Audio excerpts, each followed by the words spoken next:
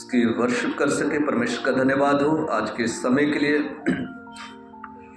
जैसे हम सब जानते हैं अभी जो लेंट सीजन चल रहा है, प्रभु हम सब के साथ है, हम सबकी मदद कर रहा है और हम उसके साथ वचन में उसके नाम में बढ़ते चले जा रहे हैं। और आज का हमारा विषय है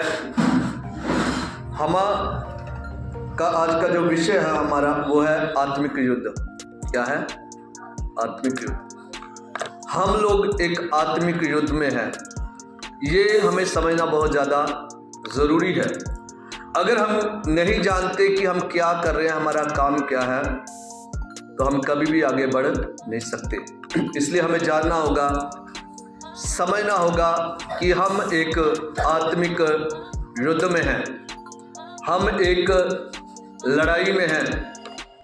अगर हम वचन को पढ़ें, वचन हमें बताता है कि हमारा युद्ध लहू और मांस से नहीं, अंधकार की, दुष्ट की, शैतान की शक्तियों से है। हम इसको पढ़ सकते हैं इफिसियों की किताब 6 अध्याय में, वहाँ पे लिखा हुआ है आत्मिक युद्ध के बारे में। हमें ये समझना होगा ये आत्मिक युद्ध किन लोगों के लिए है, ये आत्मिक युद्ध में कौन कौन शामिल है, इस आत्मिक युद्ध में कौन कौन लोग हैं, हमें ये जानना बहुत ज़्यादा ज़रूरी है। अगर हमें ये नहीं पता कि हम एक युद्ध में हैं तो कभी भी हम विजय नहीं पा सकते, हम हार जाएंगे। इसलिए हमें समझना और जानना बहुत ज़्यादा ज़रूरी है। आप पढ़ सकते हैं इफिसियों की किताब 6 अध्याय में, वहाँ पे नीचे जाएंगे आपको पता चल जाएगा, वहाँ पे लिखा हुआ है युद्ध के बारे में। बाइबल हमें बताती है हम एक युद्ध में हैं, आत्मिक युद्ध। हमारा जो युद्ध है वो लहू और मांस से नहीं, हमारा ये युद्ध जो है अंधकार की, दुष्ट की, शैतान की शक्तियों से है।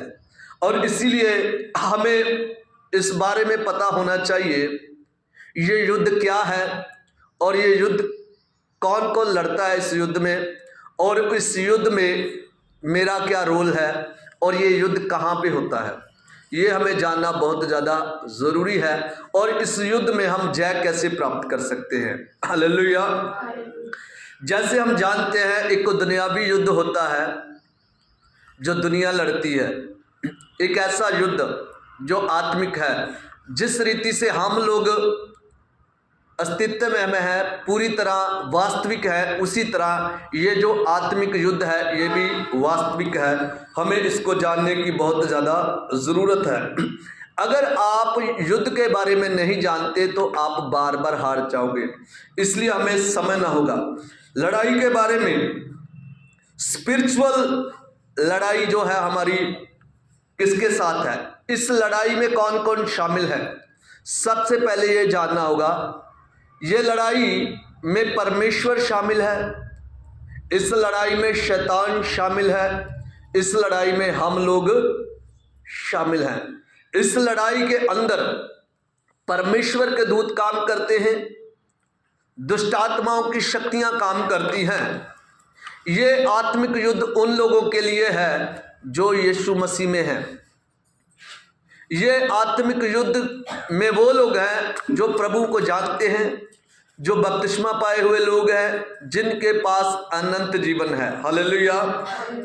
क्योंकि अगर हम परमेश्वर के वचन में पढ़ें इफिसियों की किताब में, वहां पे 2 अध्याय 1 में वहां पे हमें पता चलता है, प्रभु कहता है कि जो जीवन प्रभु में हमें मिला है उस जीवन को छीनने के लिए, उस जीवन को नष्ट करने के लिए शैतान जो है अपना काम कर रहा है। ये उन लोगों के लिए है जो प्रभु में आगे, जिनके पास आत्मिक जीवन है, जिन लोगों ने प्रभु पे विश्वास किया, जिन लोगों ने प्रभु को जाना, जिन लोगों ने तौबा की, बपतिस्मा पाया और प्रभु के पीछे चलते हैं, उनके पास है ये आत्मिक जीवन। हालेलुया।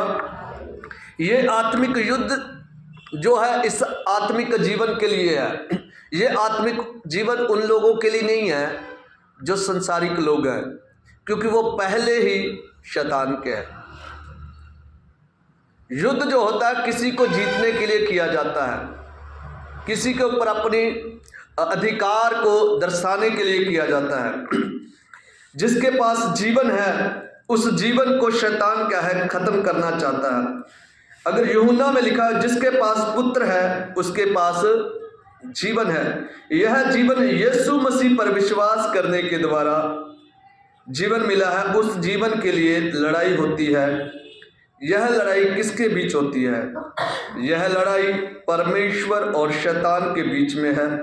मनुष्य के उस जीवन के लिए है जो हमारे पास है। इस लड़ाई में हम भी शामिल हैं। यह लड़ाई कहाँ पे होती है आपको जानना बहुत जरूरी है। ये जो लड़ाई है यह हम पढ़ सकते हैं इफिसियों की किताब 6 अध्याय में। यहाँ पे लिखा है कि यह लड़ाई लहू और मांस की नहीं, यह लड़ाई का स्थान हमारे जीवन में, हमारे विचारों में होता है। यह लड़ाई का स्थान कहाँ है? हमारे विचारों में, हमारे मन में। कहाँ होती है लड़ाई? आत्मिक लड़ाई कहाँ हो रही है? हमारे विचारों में और हमारे मन में। बहुत से लोगों को नहीं पता ये जो लड़ाई का युद्ध है, क्षेत्र है, कहाँ पे होती है लड़ाई? विचारों में और दिल के अंदर। इसलिए इफिसियों 5:27 में कहता है कि शैतान को अवसर ना दो, क्योंकि एक पहला पत्रस 5:8 में लिखा हुआ है तुम्हारा विरोधी शैतान गर्जने वाले सिंह के समान इस खोज में रहता है किसको आड़ खाऊं। प्रकाशित वाक्य 12:9 में लिखा हुआ है तब है बड़ा अजगर अर्थात वही पुराना सांप जो अबलीस और शैतान कहलाता है और सारे शैतान संसार को भरमाने वाला है। हम इसके बारे में देख सकते हैं पहला यूहन्ना 3:7 और 9 वचन में कहा गया है किसी के भरमाने में ना आना, जो पाप करता है वह शैतान की ओर से है, क्योंकि शैतान आरंभ ही से पाप करता है। उत्पत्ति में हम देख सकते हैं कि किस तरह शैतान ने स्त्री को क्या किया, भरमा दिया। कहाँ पे युद्ध हुआ? वो यहाँ पे। उसको प्रभु ने आत्मिक जीवन दिया, वो आत्मिक जीवन शैतान ने क्या करवा दिया? नष्ट करवा दिया। इसीलिए हम देख सकते हैं उस शैतान ने कैसे उस स्त्री को बहका दिया। वचन में लिखा उसके भरमाने में ना आओ। यूहन्ना 8:44 में हमें पढ़ सकते हैं, वहाँ लिखा तुम अपने पिता शैतान से हो और अपने पिता की लालसाओं को पूरा करना चाहते हो। वह तो हत्यारा है, झूठ बोलता है, उसमें सत्य नहीं।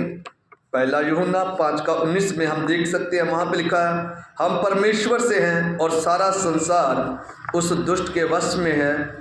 और हम दूसरा कुरिन्थियां 11:13 में भी पढ़ सकते हैं, वहाँ पे लिखा है परंतु मैं डरता हूँ जैसा सांप ने अपनी चतुराई से हवा को बहकाया, वैसे ही तुम्हारे मन उस सिधाई और पवित्र जो मसीह में होनी चाहिए कहीं भ्रष्ट ना कर दे। यहाँ पे हमें बहुत ज़रूरी चीज़ को देखते हैं। यहाँ पे लिखा हुआ है कि तुम्हारे मन और विचारों में जो सिधाई और पवित्रता से होनी चाहिए कहीं वो तुम्हें भ्रष्ट ना कर दे। ये आत्मिक युद्ध कहाँ होता है? हमारे विचारों में और हमारे मन में। किन लोगों के लिए है? जो मसीह में है, जो लोग प्रभु में आ चुके हैं। दूसरा कुरिन्थियां 4:4 वचन में लिखा है और इन अविश्वासियों के लिए जिनकी बुद्धि इस संसार के ईश्वर ने अंधी कर दी है, इसलिए इफिसियों में लिखा है शैतान के जलते हुए तीरों को बुझा सको। हम पढ़ सकते हैं, इसलिए पौलुस भी कहता है पहला तीमुथियुस 4:7 वचन में कहता है मैं अच्छी कुश्ती लड़ चुका, मैंने अपने विश्वास की रखवाली की। पौलुस पहला तीमुथियुस 6:12 में भी विश्वास की अच्छी कुश्ती के बारे में बात करता है। यह युद्ध का मैदान हमारे मन और विचारों में होता है। एक मसीह व्यक्ति के जीवन में हम देख सकते हैं मत्ती 4 में किस प्रकार शैतान यीशु मसीह की परीक्षा करता है। कहाँ उसके ऊपर अटैक कर रहा है? उसके मन में। उसके विचारों में। कह रहा है कि अगर तू परमेश्वर का पुत्र है, इन पत्थरों से क्या बन जाए। कहाँ अटैक कर रहा है? विचारों। फिर शैतान क्या कहता है? कहता है कि तू पत्थर, वचन में लिखा है अगर तू चट्टान से अपने आप को गिरा दे तो स्वर्गदूत तुम्हें कहाँ अटैक कर रहा है? विचारों। फिर शैतान कहता मुझे सजदा कर, मैं दुनिया की सारी चीजें तुझे कहाँ अटैक कर रहा है? विचारों। शैतान के साथ हमारा आत्मिक युद्ध जो है कहाँ पे होता है? कहाँ होता है? विचारों में होता है। हमारे दिल में, मन के अंदर जो बातें होती हैं उनको लेकर एक युद्ध होता है। ये युद्ध आत्मिक है। हम देख सकते हैं किस तरह शैतान ने उसको भटकाने की कोशिश की। कहाँ पे? मन पे। यह शैतान नहीं चाहता कि आप स्वर्ग में जाएं। अगर हम पढ़ें इफिसियों की किताब 6 अध्याय, खोले मेरे साथ, वहाँ पे आपको पढ़ सकते हो, आपको लिखा हुआ मिलेगा। इफिसियों की किताब 6 अध्याय उसका 10 वचन से पढ़े, क्या लिखा है? ਮੁਕਤੀ ਕਰ ਪ੍ਰਭੂ ਵਿੱਚ ਅਤੇ ਉਹਦੀ ਸ਼ਕਤੀ ਦੇ ਪਰਾਕਰਮ ਵਿੱਚ ਤਕੜੇ ਹੋਵੋ।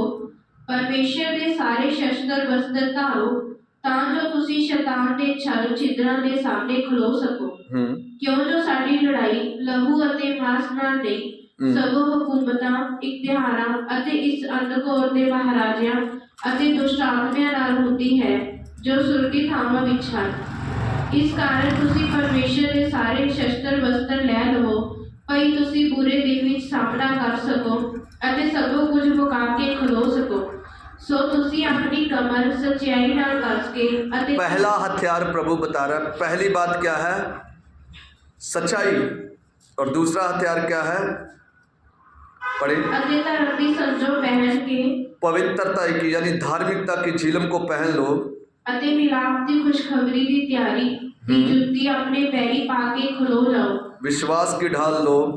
ਉਹਨਾਂ ਸਭਨਾਂ ਸਣੇ ਨੇਚਾ ਦੀ ਢਾਲ ਲਾਓ ਜਿਹਦੇ ਨਾਲ ਤੁਸੀਂ ਉਸ ਦੁਸ਼ਟ ਦੇ ਸਾਰੇ ਅਗਰਵਾਨਾਂ ਨੂੰ ਬੁਝਾ ਸਕੋਗੇ। और शैतान के जलते हुए तीरों को बुझा सकते हो। शैतान क्या फेंकता है? तीर। क्या चलाता है?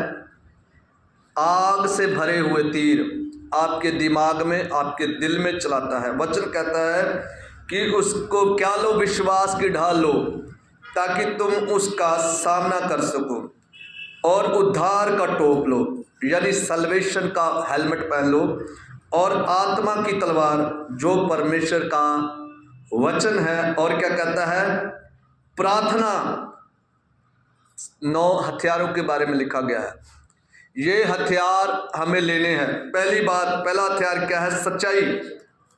सत्य आपके जीवन में होना चाहिए, सच आपके जीवन में होना चाहिए। शैतान कहेगा तुम्हारा काम नहीं चल रहा, थोड़ा सा झूठ, थोड़ा सा हेरा फेरी। कहाँ आते हैं? कहाँ आते हैं? दिमाग में। कहाँ आते हैं? दिल में। कोई नहीं, कर ले, घर चलाना है, परिवार चलाना है। इसलिए प्रभु क्या कहता है? सत्य से अपनी कमर बांध लो, हमेशा सच के साथ चलना है। और धार्मिकता की झिलम। शैतान आपको बार बार क्या अटैक करेगा? तुम क्या हो? पापी। तुम क्या हो? तुम्हारे अंदर बहुत से पाप हैं, तुमसे तो चला नहीं जाता, तुम गिर जाते हो। शैतान क्या करता है? छोड़ दो सब कुछ, चला तो नहीं जाता। इसलिए कहता है परमेश्वर की धार्मिकता की झिलम पहन लो। परमेश्वर को पहन लो। परमेश्वर को पहनना है, तब हम उसको सामना कर सकते हैं उसके। और वहाँ पे लिखा है विश्वास की ढाल। विश्वास की ढाल ले लो। विश्वास क्या है? जो हम प्रभु के वचन के ऊपर करते हैं कि प्रभु ने मुझे क्या किया है? पाप से आज़ाद किया है, प्रभु ने मेरे पापों के लिए खून बहाया है। ये जो जीवन प्रभु ने हमें दिया है ये परमेश्वर की ओर से मिला है, और ये हमें विश्वास करते रहना है। और लिखा है कि वचन की 2 धारी क्या ले लो? तलवार। वचन क्या है? तलवार। प्रभु ने कैसे शैतान का सामना किया? वचन में। प्रभु ने कहा ये भी लिखा हुआ है, ये भी लिखा हुआ है, ये भी इसीलिए हमें क्या रहना चाहिए, हमारे पास वचन रहना चाहिए।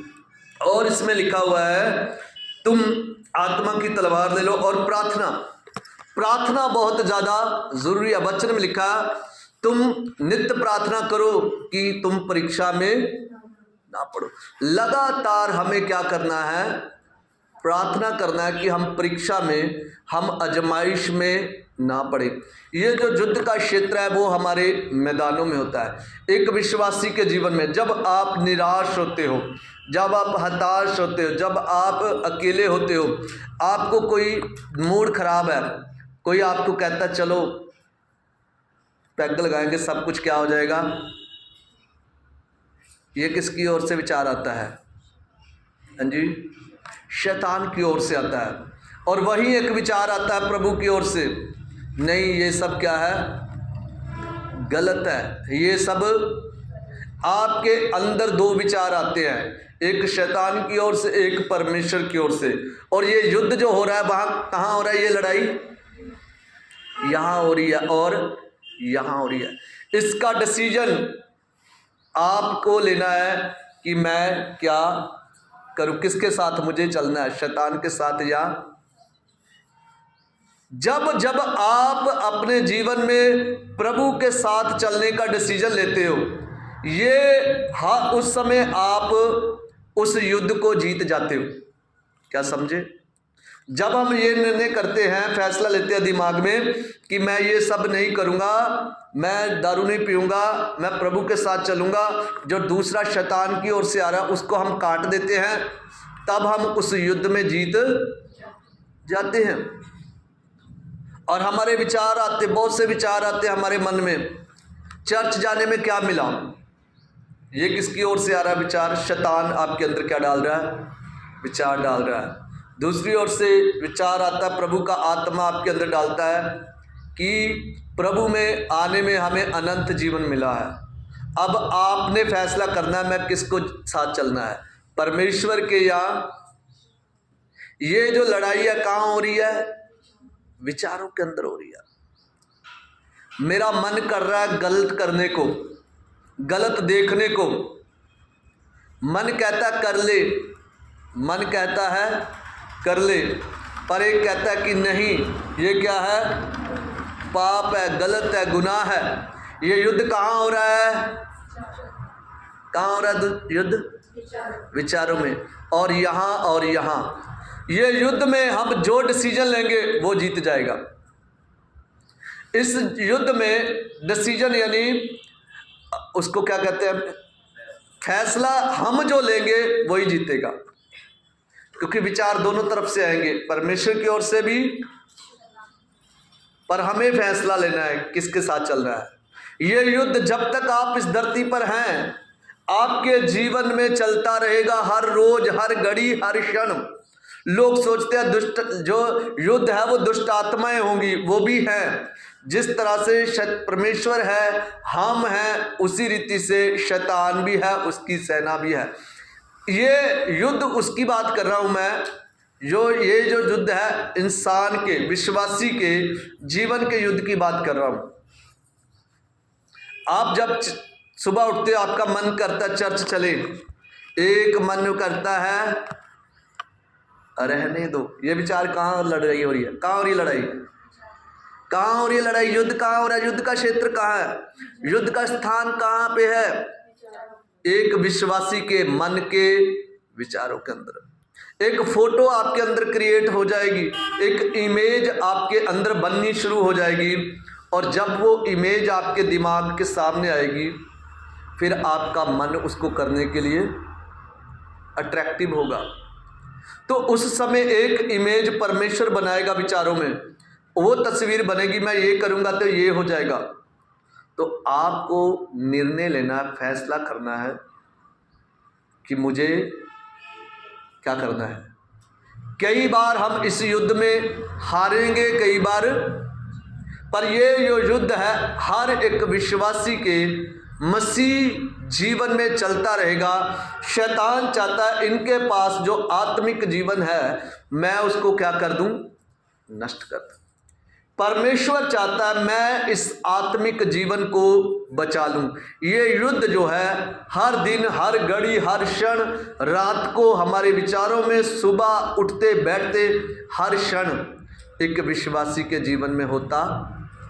कुछ लोग सोचते हैं मुझ में दुष्ट आत्मा नहीं है तो मैं शैतान का नहीं हूँ, पर युद्ध कहाँ होता है? भूल चुका है इंसान, उसको लगता है मैं चर्च यीशु मसीह को जानता हूँ, बस मैं सैल्वेशन मेरा पूरा हो गया। नहीं, पौलुस कहता है जो दौड़, जो कुश्ती मैं लड़ रहा हूँ उसको मैं अपनी दौड़ को पूरी। पौलुस के इन वचनों से हमें पता चलता है कि वो भी एक युद्ध की बात कर रहा है। प्रभु का वचन कहता है शैतान को अवसर ना दो कि वो तुम्हें क्या करे, भरमाए। शैतान का काम क्या है? आपको भरमाना। भरमाना मतलब आपको उलझन में डालकर गलत करवाना, ये है शैतान का कार्य। आपने डिसीजन लेना है कि आपने क्या करना है। आपने उस जीवन को, आत्मिक युद्ध को, प्रभु को जिताना है या उस आत्मिक युद्ध में शैतान को जिताना है। हमारा डिसीजन बहुत ज़्यादा निर्भर करता है कि हम किसको जिताते हैं। आज हमें फिल्म देखना कम मन करता है, हम कहते हैं देख ले गंदी फिल्म। ये शैतान एक कल्पना आपके सामने रखता है, तो आपने उस समय फैसला लेना कि मैं क्या करना है। मैं आत्मिक युद्ध में हूँ, हम लोग एक आत्मिक लड़ाई में हैं। आपका मन करता है गंदे गाने सुनने को, उस समय भी एक विचार आएगा कुछ नहीं होता, सुन लो। एक होता नहीं, ये परमेश्वर को पसंद नहीं आया। उस समय आप जो डिसीजन लेते हो वो आपका युद्ध कहाँ हो रहा है? विचारों में और मन में। आपका मन ऐसी उलझनों में उलझा रहता है, लेकिन ये युद्ध लगातार जब तक हम मसीह में हैं तब तक ये युद्ध हमारे दिमाग में, हमारी सोचों में चलता रहेगा। हम कैसे जय प्राप्त कर सकते हैं? वचन में लिखा हुआ है प्रार्थना में लगे रहो कि तुम परीक्षा में ना पड़ो। ऐसी बहुत सी बातों को हम प्रभु के वचन में से देख सकते हैं। हम देख सकते हैं, प्रभु के वचन को पढ़ सकते हैं। लिखा है जो जय पाए, कोलोसियों की किताब 2 अध्याय 4 वचन में हम पढ़ सकते हैं। इस प्रकार लिखा है क्रूस के द्वारा उन पर जय जयकार की ध्वनि सुनाई देगी। किसके द्वारा? किसके द्वारा हम जय पा सकते हैं? क्रूस के द्वारा, यानी प्रभु यीशु मसीह के उस बलिदान को, उस कुर्बानी के द्वारा। जब हम सोचते हैं कि प्रभु मेरे लिए आया, मेरे लिए सब कुछ हुआ, तब जाकर हम जय प्राप्त कर सकते हैं। दूसरा, अगर हम जेम्स की किताब 4 अध्याय 7 वचन में पढ़े, यहाँ पे लिखा है परमेश्वर के अधीन हो जाओ और शैतान का सामना करो कि वह तुम्हारे पास से भाग जाए। परमेश्वर के अधीन होंगे तब हम जय प्राप्त कर सकते हैं। पहला यूहन्ना 4:4 में लिखा है तुम परमेश्वर के हो, तुमने उस पर जय पाई है, क्योंकि जो तुम में है वह उससे जो संसार में है बड़ा है। लिखा है कि जो तुम में है, तुमने किसके द्वारा जय पाई है? यीशु परमेश्वर के द्वारा। परमेश्वर कहाँ रहता है? मेरे अंदर रहता है, और उसके द्वारा मैं जय प्राप्त कर सकता हूँ। क्योंकि जो संसार में रहता है वो कौन है? शैतान। लिखा है वो जो संसार का है वो परमेश्वर जिसके द्वारा हमने जय पाई है वो इस संसार से भी बड़ा है। पहला कुरिन्थियों 15:5 और 7 में लिखा है परमेश्वर का धन्यवाद हो जो हमारे प्रभु यीशु मसीह के द्वारा हमें जयवंत करता है। किसके द्वारा जयवंत करता है? प्रभु यीशु मसीह के द्वारा। अगर हम प्रकाशित वाक्य 12 अध्याय 11 वचन पढ़े, वहां पे क्या लिखा है? वचन पढ़े, प्रकाशित वाक्य 12 अध्याय उसका 11 वचन में क्या लिखा है? हाँ जी। वे मेमने के लहू के कारण और अपनी गवाही के वचन के कारण उस पर जयवंत हुए, और उन्होंने अपने प्राणों को प्रिय न जाना, यहाँ तक कि मृत्यु भी सह ली। हालेलुया। किसके द्वारा? किसके द्वारा? मेमने का लहू। यीशु मसीह के लहू के द्वारा हमने क्या पाई है? जय पाई है। जो हमने किया उसके द्वारा नहीं, मैं क्या करता हूं इसके द्वारा नहीं, जो परमेश्वर ने मेरे लिए किया, हम उसके ऊपर विश्वास करने से क्या प्राप्त हैं? जय प्राप्त करते हैं। यीशु मसीह ने जो किया, क्या किया? शैतान को हरा दिया क्रूस पर। कहां हराया प्रभु यीशु मसीह ने शैतान को? क्रूस पर हराया। हम जो विश्वास करते हैं कि हमने नहीं किया, किसने किया है? परमेश्वर यीशु मसीह ने। और यही विश्व करने के द्वारा हम लोग क्या करते हैं? जय प्राप्त करते हैं, क्योंकि परमेश्वर ने उसको हरा दिया है। 1 कुरिन्थियों 15 अध्याय में वहां पे लिखा हुआ है, प्रभु ने कहा, हे मृत्यु तेरी जय कहाँ रही? मृत्यु को, जय ने मृत्यु को निगल दिया। किसने? परमेश्वर यीशु मसीह ने। मैंने कुछ नहीं किया। किसके द्वारा जय मिली? प्रभु यीशु मसीह के द्वारा। और दूसरा है हमारी गवाही के द्वारा। आप कहोगे कि मेरी गवाही कुछ नहीं है, मेरे जीवन में कोई बड़ी काम नहीं हुआ, लेकिन सबसे बड़ी गवाही ये है कि प्रभु यीशु मसीह ने मेरे पाप क्या कर दिए? क्षमा कर दिए। ये सबसे बड़ी गवाही है, ये सबसे बड़ी पावरफुल ताकत है जिसके द्वारा हम लोग जय को प्राप्त कर सकते हैं। तीसरा जो है, मृत्यु को भी सह लिया। जो लोग ये विश्वास करते हैं, प्रभु के साथ चलने का निर्णय लेते हैं, अपनी जिंदगी प्रभु के हाथों में सौंप देते हैं, प्रभु के अनुसार चलते हैं, जो कहते हैं कि ये जिंदगी मेरी नहीं, ये जिंदगी परमेश्वर की है, इसका तू मालिक है, इसके अंदर तू वास करता है, मैं मर भी जाऊं तो भी प्रभु पीछे नहीं हटूंगा। जो अपना जीवन उस परमेश्वर को समर्पण करते हैं, वो जय को प्राप्त करते हैं। हम लोग जय प्रभु यीशु मसीह के द्वारा प्राप्त कर सकते हैं। हालेलुया। इब्रानियों की किताब 12 अध्याय 1 वचन पढ़े। यहाँ पे क्या लिखा हुआ है? इब्रानियों की किताब 11 अध्याय उसका 12 अध्याय 1 वचन पढ़े। इस कारण कि जब गवाहों का ऐसा बड़ा बादल हमको घेरे हुए है, तो आओ हर एक रोकने वाली वस्तु और उलझाने वाले पाप को दूर करके वह दौड़ जिसमें हमें दौड़ना है, धीरज से दौड़े। यहाँ पे लिखा हुआ है कि आओ हम रोकने वाली वस्तुएं और उलझाने वाला पाप, क्या करने वाला? उलझाने वाला पाप, जो हमें दौड़ने से वंचित करता है, धीरज से दौड़े। लगातार धीरज से प्रभु के साथ चलते एक दिन में आप जीत नहीं सकते। ये युद्ध हर विश्वासी के जीवन में है, हर एक उस व्यक्ति के जीवन में है जो प्रभु के साथ चलता है, जिसके पास अनंत जीवन है। इस जीवन के लिए परमेश्वर शैतान की लड़ाई होती है, इसमें हम लोग शामिल हैं। यह युद्ध का क्षेत्र जो है, मैदान जो है, वो हमारी सोच है, हमारे मन है, हमारे विचार हैं। ये युद्ध कहाँ पे होता है? हमारे दिमाग में होता है। लोग क्या कहेंगे, हमारे रिश्तेदार क्या कहेंगे, हमारे भाई बहन क्या करेंगे, हमारे बच्चों की शादी कहाँ होगी। ये उलझाने वाली बातें हैं जो हमें पाप की ओर लेके जाती है। ये कहाँ होती हैं? ये युद्ध कहाँ होता है? किसके जीवन में होता है? एक विश्वासी के जीवन में। और उस समय जो आप डिसीजन लेते हो, उस समय जो आप फैसला लेते हो, ये डिसीजन, ये फैसला आपको युद्ध में विजयी करवाता है।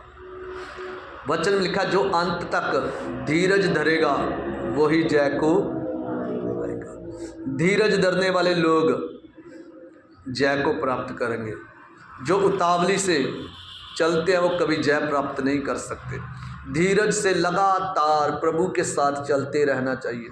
लगातार, हर रोज, हर क्षण, हर घड़ी, हर टाइम, हर पल, हर आपके ख्वाबों में, आपके सपनों में, आपके विचारों में, आपके देखने में, आपके सुनने में, हर एक रोज आपको इस युद्ध में लड़ते रहना है।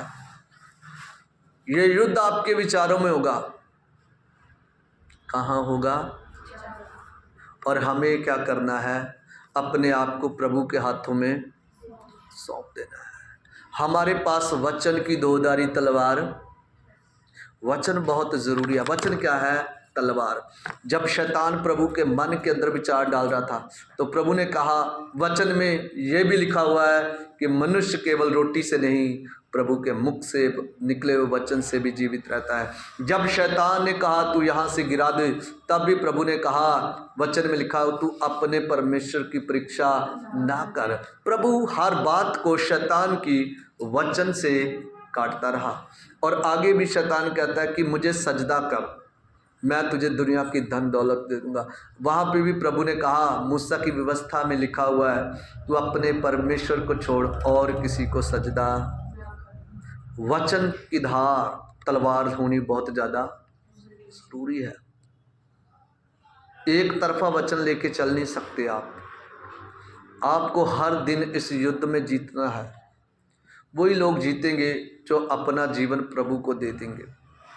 वही लोग जीतेंगे जो कहेंगे, प्रभु तू मुझ में है, तू उससे बड़ा है जो इस संसार में है, आई एम नथिंग। जो कहेंगे, प्रभु मैं अपने आप को क्रूस पे चढ़ा दिया, ये ज़िंदगी अब तेरी है, मैं अपने आप को आपके अधीन करता हूँ। मैंने क्या किया, इससे मैं जय नहीं पा सकता। आपने जो मेरे लिए किया है, इन बातों से मैं जय को प्राप्त कर सकता हूँ। मेरे प्रियो, इन बातों से मैं आपको उत्साहित करना चाहता हूँ। याद रखें, हमारा जो युद्ध का क्षेत्र है, हमारा जो युद्ध का मैदान है, वो यहाँ है। आपको कोई बुरा बोलता है, आप क्या कहते हो? विचार आएंगे दो। शैतान कहेगा बोल दे, तेरी अहम हो, तेरे को नीचा हो जाएगा, तो ये हो जाएगा। प्रभु कहेगा, वचन याद दिलाएगा प्रभु, वचन में लिखा है बोलना नहीं। जब आपकी पत्नी आपको तंग करती है, ऐसा बोलती है, तब शैतान का तेरी पत्नी प्यार नहीं करती, तेरे लोग, तेरे रिश्तेदार प्यार नहीं करते, तब प्रभु का एक वचन आपको याद आएगा, प्यार करो। आपने क्या फैसला लेते हो अपने विचारों में, ये ज़रूरी है। आप कितनी दुआ करते हो, ये ज़रूरी नहीं है। आप क्या फैसला करते हो, ये ज़रूरी है।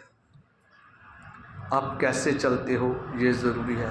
हर रोज़, हर क्षण, हर घड़ी, हर पल हमारे दिमागों में, विचारों में, बोलने में, सुनने में, देखने में, करने में एक युद्ध है। इस युद्ध के मैदान में है। हमें समझना चाहिए हम एक युद्ध में हैं। जब प्रभु कई बार हमें युद्ध में क्यों ले जाता है, हम हार क्यों जाते हैं बार बार, कई बार, क्योंकि प्रभु चाहता है कि तुम जो है युद्ध की सारी नियम को जान लो। युद्ध का नियम क्या है, युद्ध के कानून क्या है। जब हम उसके युद्ध में जाएंगे तब हमें पता चल जाएगा कि इस युद्ध का कानून क्या है, इस युद्ध का नियम क्या है, इस युद्ध को कैसे लड़ना है। हम जय तब प्राप्त करेंगे जब हम प्रभु पे ऊपर डिपेंड रहेंगे, जब हम प्रभु के वचन हमारे पास होगा, जब हम प्रभु के वचन के मुताबिक फैसले लेंगे, तब हम अपनी ज़िंदगी में युद्ध को जीत सकते हैं। ये युद्ध लगातार चलेगा जब तक हम इस दुनिया में हैं। कई बार आप गिरोगे, कई बार उठोगे, कई बार चलोगे, तो प्रभु के साथ बने रहिए, इस युद्ध में जीत को प्राप्त करें। वो जय देने वाला परमेश्वर, वचन में लिखा है, जय देने वाले प्रभु को कोटि कोटि धन्यवाद। जय प्रभु की ओर से मिलेगी, तब मिलेगी जब हम अपना जीवन उसको देंगे। आइए अपनी आंखों को बंद करें।